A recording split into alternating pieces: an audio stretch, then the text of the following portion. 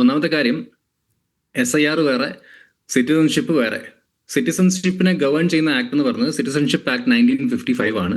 നിങ്ങൾ ഇത്രയും നേരം സംസാരിച്ചുകൊണ്ടിരിക്കുന്നത് റെപ്രസെന്റേഷൻ ഓഫ് പീപ്പിൾ ആക്ട് 1950, അതിന്റെ പരിധിയിൽ വരുന്ന കാര്യങ്ങളാണ്. അപ്പൊ ഇതിനെ രണ്ടിനും കൂടെ കൂട്ടിക്കലർത്തിക്കൊണ്ടൊരു ചർച്ച നടത്തിയിട്ട് അതിൽ ആളുകൾക്ക് തെറ്റിദ്ധാരണ പരത്തുന്ന രീതിയിലുള്ള കാര്യങ്ങൾ ഈ രണ്ട് പാനലിസ്റ്റുകളും പറഞ്ഞുകൊണ്ടിരിക്കുകയാണ്, ഇത്രയും നേരമായിട്ട് പറഞ്ഞുകൊണ്ടിരിക്കുകയാണ്.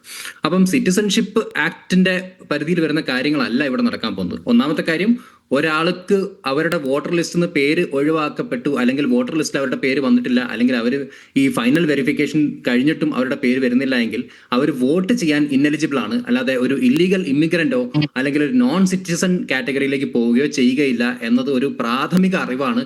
ഇവിടെ ഒരു വക്കീൽ ഇരിക്കുന്നുണ്ട്. ഒരു പൗരന്റെ ഏറ്റവും വലിയ അവകാശം എന്താണ്? വോട്ടവകാശമാണ്. അപ്പോൾ ആ വോട്ടവകാശമല്ലേ ഇതിലൂടെ ഇല്ലാതാകാൻ പോകുന്നത്? നോക്കൂ, വോട്ടവകാശം ഇല്ലാതായെന്ന് കരുതിയിട്ട് നോൺ സിറ്റിസൺ ആവുന്നു എന്ന രീതിയിലല്ലേ ചർച്ച കൊണ്ടുപോകുന്നത്. അപ്പൊ അതുകൊണ്ട് അത് ക്ലാരിഫൈ ചെയ്തുകൊണ്ട് പോവുകയാണ്. ഇവിടെ ഞാൻ ലീഗിന്റെ പ്രതിനിധിയോട് ചോദിക്കുകയാണ്. അദ്ദേഹം ഈ പറഞ്ഞ ഇലക്ഷൻ കമ്മീഷന്റെ മീറ്റിംഗ്സ് ഒക്കെ അറ്റൻഡ് ചെയ്യുന്ന ആളാണ്. ഈ പറഞ്ഞ MOM ഒക്കെ അദ്ദേഹം അയച്ചു തരാമെന്ന് പറയുന്നുണ്ട്. അപ്പൊ അങ്ങനെയാണെങ്കിൽ ഇലക്ഷൻ കമ്മീഷൻ തന്നെ സുപ്രീം കോടതിയിൽ വളരെ ക്ലിയർ ആയിട്ട് പറഞ്ഞൊരു കാര്യമുണ്ട്. അതായത് ജൂലൈ 21, 2025 ഇത് പറഞ്ഞത്. അതായത് സിറ്റിസൺഷിപ്പ് അതായത് ഈ പറഞ്ഞ പോലെ ഇലക്ടർ റോളിൽ പേര് വന്നിട്ടില്ല എങ്കിൽ സിറ്റിസൺഷിപ്പ് ഇല്ലാതാവുന്നില്ല എന്ന കാര്യം ഇലക്ഷൻ കമ്മീഷൻ ഓഫ് ഇന്ത്യ വളരെ വ്യക്തമായിട്ട് ഈ പറഞ്ഞ സുപ്രീം കോടതിയിൽ പറഞ്ഞ കാര്യമാണ്. അപ്പൊ നമ്മൾ എന്തിനാണ് ഈ അനാവശ്യമായിട്ടുള്ള ചില കാര്യങ്ങൾ പറഞ്ഞുകൊണ്ട് SIR എന്താ പറയാ, പൗരത്വം ഉറപ്പാക്കാനുള്ള എന്തോ ഒരു അജണ്ടയാണ്. ഇതൊരു ഹിന്ദുത്വ അജണ്ടയാണ്, ഒരു വംശീയ പദ്ധതി നടപ്പിലാക്കാൻ പോകുന്ന ഒരു പ്രൊജക്റ്റാണ്, ഇത് ഇന്ത്യ ഒരു ഹിന്ദു രാഷ്ട്രമാക്കാൻ പോവുകയാണ് എന്ന് പറഞ്ഞിട്ട് തെറ്റിദ്ധാരണ പരത്തി കഴിഞ്ഞാൽ നമ്മുടെ മുസ്ലിം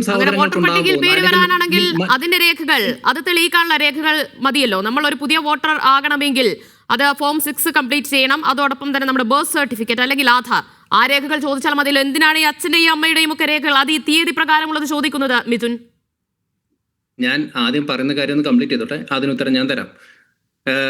ഞാൻ പറയുന്ന കാര്യം, ഇത് രണ്ട് കാര്യങ്ങളാണ്. രണ്ടിനും കൂട്ടിക്കലർത്തി ആളുകളുടെ ഇടയിൽ, പ്രത്യേകിച്ച് നമ്മുടെ മൈനോറിറ്റി വിഭാഗത്തിൽപ്പെട്ട ആളുകളുടെ ഇടയിൽ ഉത്തരവാദിത്വമുള്ളൊരു ചാനൽ ഇങ്ങനെ തെറ്റിദ്ധാരണ പരത്തരുത് എന്ന കാര്യമാണ് ഞാൻ ഇവിടെ പറയാൻ ശ്രമിക്കുന്നത്.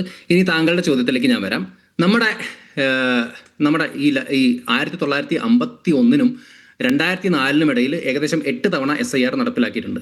പക്ഷേ കഴിഞ്ഞ 21 വർഷമായിട്ട് വെറും സമ്മറി റിവിഷൻസ് മാത്രമാണ് നടക്കുന്നത്. അതായത് ഒരു റുട്ടീൻ ആയിട്ടുള്ള ഒരു ആനുവൽ അപ്ഡേറ്റ് അല്ലാതെ മറ്റൊന്നും നടപ്പിലാക്കപ്പെടുന്നില്ല.